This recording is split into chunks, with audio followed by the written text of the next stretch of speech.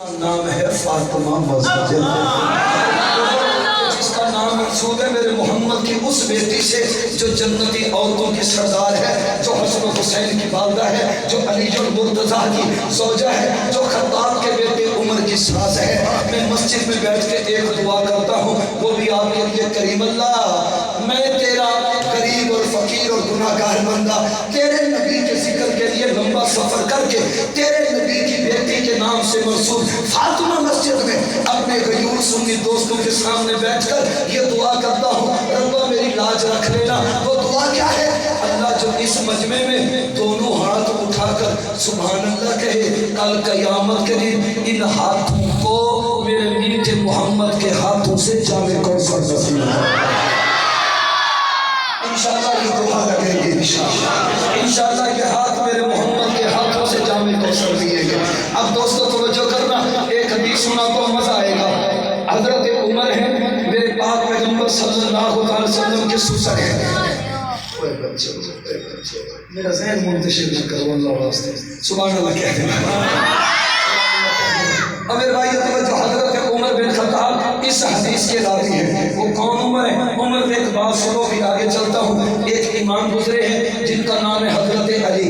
علی کے بیٹے تھے 18، ان میں سے ایک بیٹے کا نام تھا حضرت حسین، حسین کے بیٹے تھے 10، ایک بیٹے کا نام ہے حضرت امام زین العابدین، زین العابدین کے بیٹے تھے 6، ایک بیٹے کا نام ہے حضرت امام محمد الباقر، امام باقر کے بیٹے تھے 17، ایک بیٹے کا نام تھا حضرت امام جعفر الصادق۔ یہ حضرت امام جعفر الصادق سید زادہ ہے، قریشی ہے، ہاشمی ہے، آل رسول ہے، اولاد علی ہے، جگر گوشائش بطول ہے، یہ سید زادہ ہے۔ ایک بندہ حضرت امام جعفر کے پاس آیا اور آ کر کہنے لگا، حضرت جی ایک سوال پوچھنا چاہتا ہوں۔ فرمایا کیا سوال ہے؟ کہنے لگا یہ تو بتاؤ ابو بکر اور عمر کے بارے میں آپ کی رائے کیا ہے؟ اس کے ذہن میں خیال ہوگا کہ آل رسول ہے، اگر ابو بکر عمر پہ کوئی شک کا جملہ کہہ دے گا تو قیامت تک کے لیے میری نسل کو دلیل مل جائے گی۔ لیکن آگے بھی تو علی کا بیٹا تھا، فاطمہ کی اولاد تھی، سید زادہ تھا، اصلی نصری قریشی ہاشمی تھا۔ جب اس نے کیا نا سوال ابو بکر اور عمر کے بارے میں تمہاری کیا رائے ہے، تو حضرت امام جعفر صادق نے اس کو جواب دینے سے پہلے فرمایا، بابا تیرے سوال کا جواب بعد میں، پہلے میرے سوال کا جواب دے گا۔ کہتے جی پوچھئے۔ امام جعفر فرمانے لگے، تو جو میری طرف کرنا، امام جعفر فرمانے لگے، بھائی جس ابو بکر اور عمر کے بارے میں سوال کر رہا ہے اتنا تو بتا دے کہ یہ دونوں سوئے کہاں ہیں۔ اتنا تو بتا دے کہ دونوں سوئے کہاں۔ اگر سریکی سمجھ آئے تو سریکی کا ایک جملہ میرے سامنے، سریکی سمجھ آئی ہے، سریکی کا ایک جملہ دل میں انہوں نے پوچھا کہ یہ بتاؤ جس ابو بکر عمر کے بارے میں مجھ سے سوال کر رہے ہو یہ سوئے کہاں ہیں؟ سریکی میں آگے کھتی خمیس، وہ کھتی خمیس یعنی اپنی گردن پہ جو خارش کی کھتی خمیس، اور کھتی کھان کے کہنے لگا وہ جی محمد عربی کے ساتھ اس کے روزے میں سوئے ہیں۔ تو امام جعفر تڑپ گئے اور تڑپ کر ایک جملہ کہہ دیا۔ امام جعفر تڑپ گئے اور تڑپ کر ایک جملہ کہہ دیا۔ امام جعفر تڑپ گئے اور تڑپ کر ایک جملہ کہہ دیا۔ امام جعفر تڑپ گئے اور تڑپ کر ایک جملہ کہہ دیا۔ وہ جملہ دل میں لکھ لینا۔ کہنے لگے بابا تم اس سے ابو بکر اور عمر کے بارے میں سوال کرتا ہے کہ اس کے بارے میں تیری کیا رائے ہے، حالانکہ ابو بکر اور عمر وہاں سوئے ہیں جس جگہ کے بارے میں میرے نانا نے فرمایا تھا، ما بین بیتی و منبری روضۃ من ریاض الجنہ۔ امام جعفر نے کہا بابا اس ابو بکر اور عمر کے بارے میں کیا کہہ سکتا ہوں جو ابو بکر اور عمر کل بھی میرے نانے کے ساتھ جنت میں سوئے تھے، قیامت تک میرے نانے کے ساتھ جنت میں سوئیں گے۔ ابو بکر عمر وہ ہے جو دنیا میں بھی میرے نانے کے ساتھ جنت میں ہے، قیامت کے دن بھی میرے نانے کے ساتھ دونوں جنت میں جائیں گے۔ اور جو کرنا حضرت عمر راضی نے کہتے ہیں آمنہ کے لال محمد مصطفیٰ منبر پہ آئے، سامنے ستارے بیٹھے تھے، سامنے کیا بیٹھے تھے؟ ستارے بیٹھے تھے، اور ستاروں سے اٹھ کر میرا محمد منبر پہ جو آیا جیسے بادلوں سے چودھویں کا چاند نکلتا ہے۔ آقا منبر پہ آئے، آقا منبر پہ آئے اور حضور نے آ کر انبیاء کے تذکرے کیے۔ اب پوری توجہ کرنا، جس نے تھوڑی سی توجہ ہٹا دی مزہ نہیں آئے گا. توجہ میری جانب رکھنا. حضرت عمر فرماتے ہیں ممبر مسجد نبوی مدینہ منورہ وجود مصطفیٰ. آقا ممبر پہ آئے اور آقا نے ممبر پہ آ کے انبیاء کا تذکرہ کیا. توجہ کرتے کرتے کرتے کرتے کرتے حضور انور کی زبان اقدس پر حضرت آدم کا تذکرہ آ گیا. کون آدم؟ نبی بتا رہے ہیں. کون آدم؟ اللہ نے بنایا، جنت میں بنایا، جنتی مٹی سے بنایا. بنانے کے بعد اس کو زندگی دی، بائیں طرف کی پسلی سے عورت کو پیدا کیا، عورت کا نام حوا رکھا.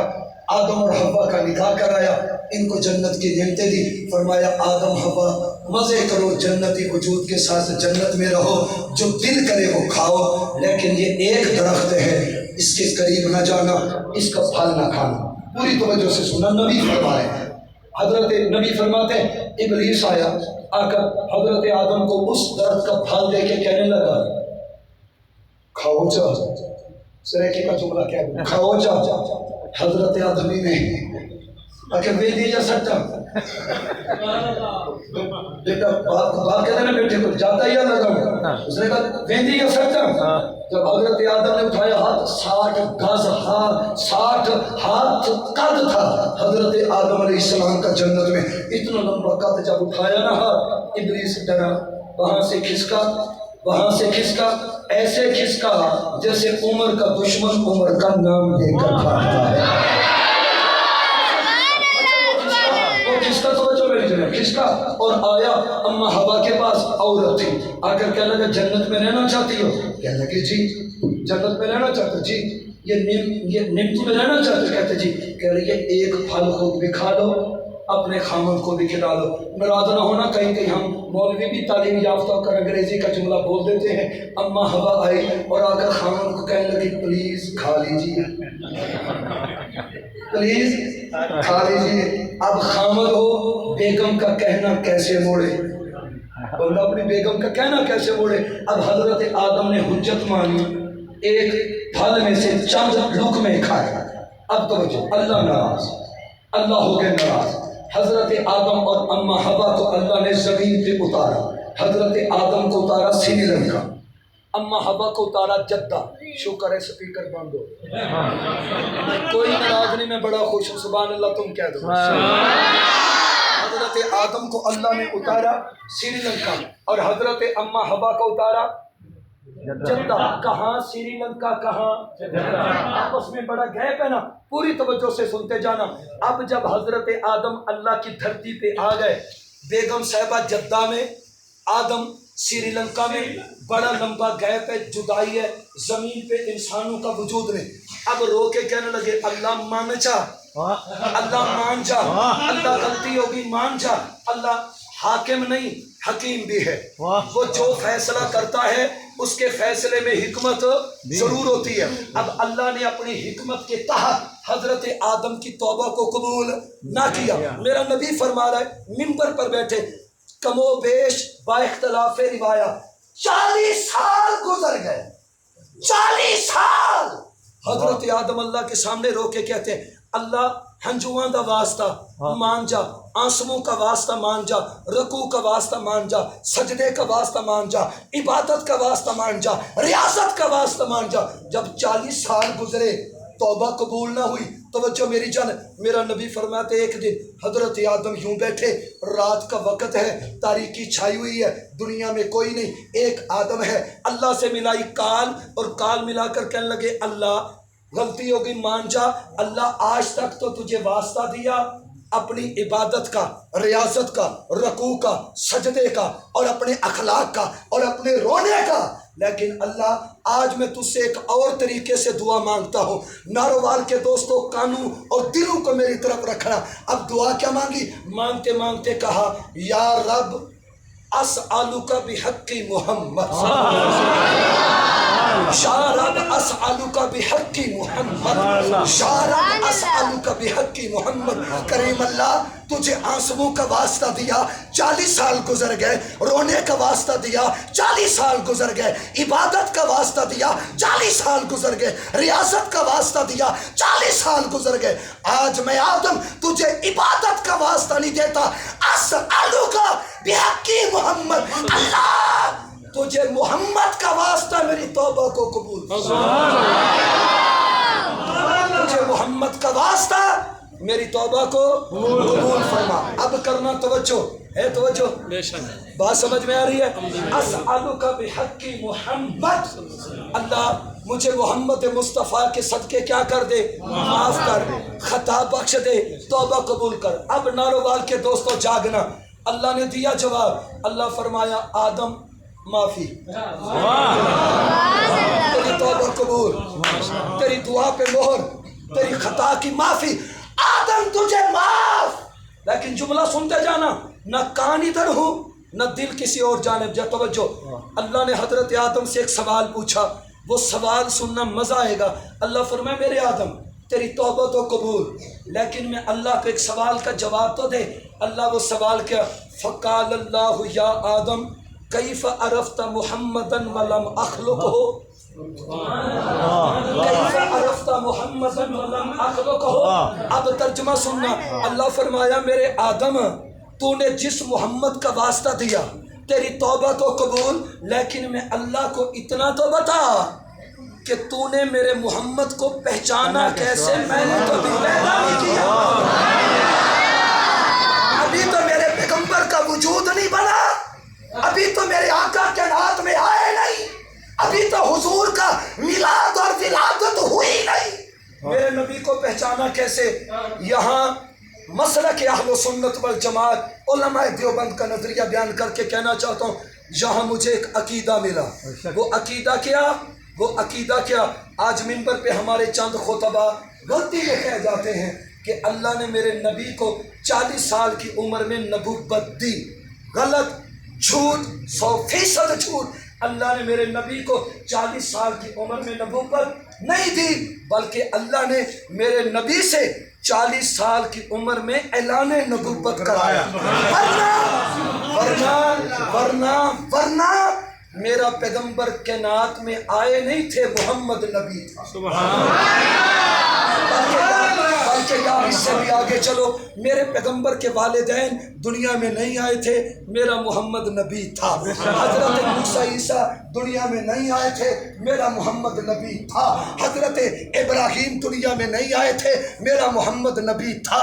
حضرت نوح دنیا میں نہیں آئے تھے، میرا میٹھا محمد نبی تھا۔ حضرت آدم پیدا نہیں ہوئے تھے، میرا میٹھا محمد نبی تھا۔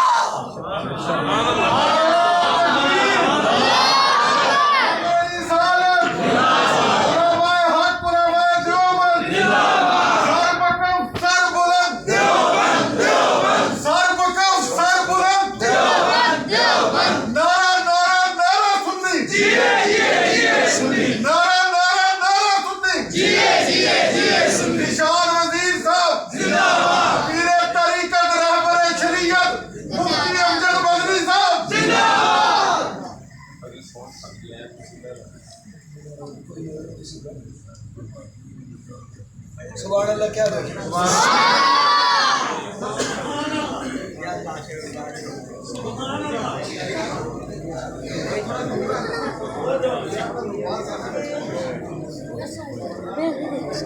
بندے بن جائے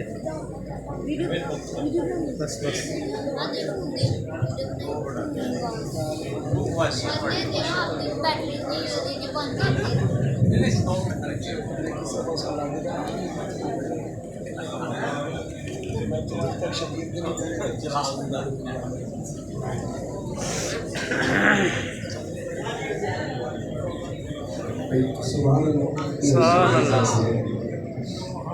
سبحان اللہ کہہ رہے ہیں۔ کہاں پہنچے تھے؟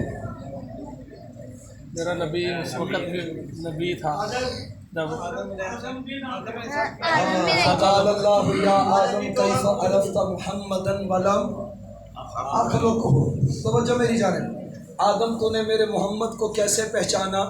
میں نے تو ابھی تک اپنے محمد کو پیدا نہیں کیا، ابھی تو میرا نبی آیا نہیں۔ تو نے میرے نبی کا واسطہ کیسے دیا؟ تو نے میرے نبی کا وسیلہ کیسے پیش کیا؟ تو نے میرے پیغمبر کا صدقہ کیسے دیا؟ تو نے میرے نبی کا نام کیسے پیش کیا؟ یہاں میں نے جملہ عرض کیا، مولانا طلحہ عثمان صاحب، یا میں نے اپنے عقیدہ یہ بیان کیا کہ ہمارا عقیدہ یہ ہے ابھی میرے آقا کائنات میں آئے نہیں تھے، میرا پیغمبر نبی تھا، میرے پیغمبر کے والدین پیدا نہیں ہوئے تھے، میرا پیغمبر نبی تھا، حضرت عیسیٰ موسیٰ کا وجود نہیں تھا، میرا پیغمبر نبی تھا، حضرت ابراہیم کائنات میں نہیں آئے تھے، میرا پیغمبر نبی تھا، حضرت نوح علیہ السلام کائنات میں نہیں آئے تھے، میرا پیغمبر نبی تھا، حضرت آدم کائنات میں نہیں آئے تھے، میرا پیغمبر نبی تھا۔ بلکہ اس سے بھی آگے کہتا ہوں، نہ نوری نہ ناری نہ عرشی نہ فرشی نہ خلقی نہ ملکی، نہ درندے نہ پرندے نہ چرندے، نہ نباتات نہ جمادات، نہ نور و بشر نہ شام و سحر، نہ شجر و قمر نہ 14 طبق، نہ زمین و آسمان۔ اے لوگوں، کائنات کا ذرہ بھی نہیں تھا، جب کچھ بھی نہیں تھا تب بھی دو تھے، یا ذات خدا تھی یا اسم محمد مصطفیٰ۔ سبحان اللہ۔ اچھا مزے کی بات بتاؤں، میں نے ایک جگہ پہ عقیدہ بتایا، میں نے کہا اس وقت بھی میرا نبی تھا۔ ایک بندہ مجھے کہنے لگا مولانا کب تھا؟ میں نے کہا کب نہیں تھا، نبی تھا۔ یہ کب نہیں تھا، نبی